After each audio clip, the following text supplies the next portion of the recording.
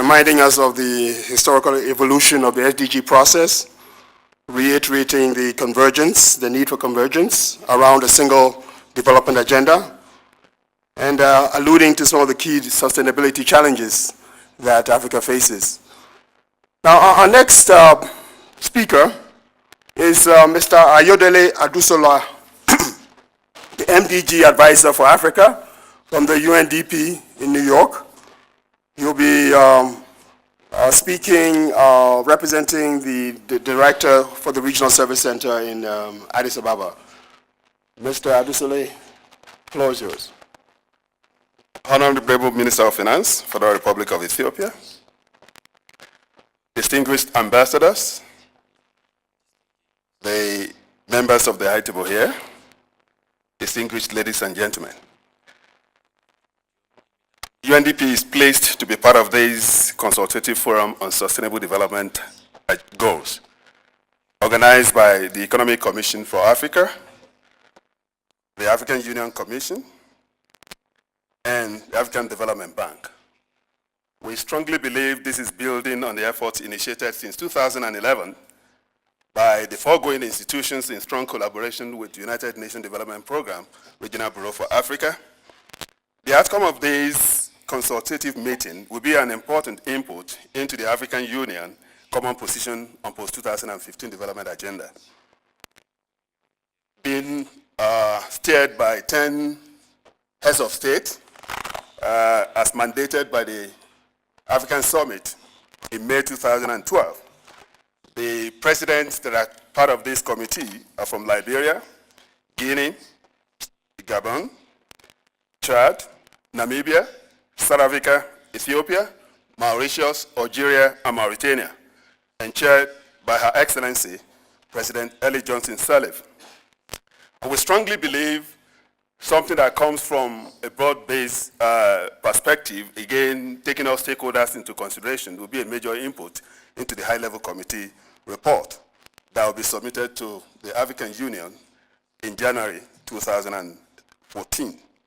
Your Excellencies, distinguished ladies and gentlemen, sustainable development has become a new pathway to growth and development globally, and Africa cannot afford to be out of the game. The new paradigm of development tries to correct the non-inclusive approach that focuses mostly on economic aspect of development at the expense of social and environmental considerations. It is a development process that appreciates the importance of social inclusiveness and protect the boundary of the planet Earth. It essentially focuses on production and consumption activities of today that do not compromise the welfare of the future generation. Because human development is a recent deter of UNDP, sustainable development is a critical pillar of our mandate. We believe in the development that is economically inclusive, socially responsive and equitable, and environmentally friendly. The United Nations system has been at the forefront of the new approach of development. And some of the events that have contributed or culminated into what we have today include the Earth Summit in June 1992, the World Summit of Sustainable Development in August 2002, the UN Conference on Sustainable Development, known as Rio+20, in June 2012, among other initiatives.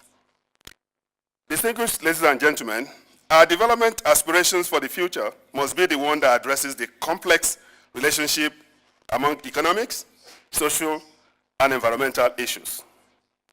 Africa needs to promote efficient and resilient production and consumption systems that minimize resource depletion and degradation, and substantially curtail the greenhouse emission. Though Africa contributes less than 5% of the greenhouse emission, the impact is more complex when it comes to Africa, and there is need for us to see that Africa contributes to the process that reduces this global emission. This calls for an efficient way of addressing a number of issues that pertain or really relate to development issues in the continent. Managing our natural resources is one of the issues. The recent wave of new discoveries make this one more imperative than ever.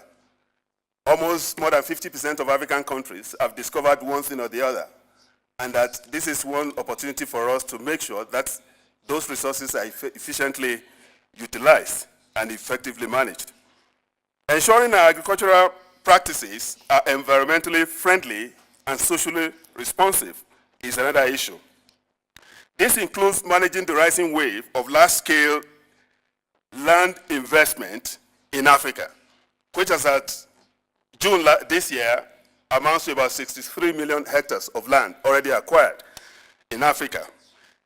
Well, there are a series of studies that have established that such set of activities, large-scale land acquisition in Africa, is shifting the burden of water resources stress to Africa, but also aggravating environmental degradation and social exclusion if it is not effectively managed. Promoting a diversified and efficient transport system based on inclusive and cheap renewable energy that takes advantage of Africa's unused solar, wind, and waste resources without creating dependency syndrome on associated technologies. Ensuring benefits of growth are used to drive social inclusion by promoting poverty eradication, reduction of inequalities, and advancement of human capital in such areas as education, health, gender empowerment, as well as youth empowerment and development. Promoting efficient utilization of resources from natural endowment to reverse the trend of resource conflicts in the continent and use such resources to promote sustainable adaptation strategy is imperative. Ensuring our economic and social activities reinforce protection of the Africa's environmental resources, including biodiversity and ecosystem. Calling on advanced nations to support African climate change adaptation strategy in a way that promotes resilient continents. This event should not end here. Apart from its outcome, serving as an input into the African High-Level Committee's report, it should also feed into the intergovernmental process established by the President of the General Assembly to steer the discussion on sustainable development goals, the Open Working Group. The fact that Kenya is one of the two co-chairs provides a better opportunity for Africa's view to be heard on this matter. Distinguished ladies and gentlemen, I wish to enjoin you to take advantage of this opportunity to discuss the pertinent African development issues that should be included in this global development agenda. Thank you.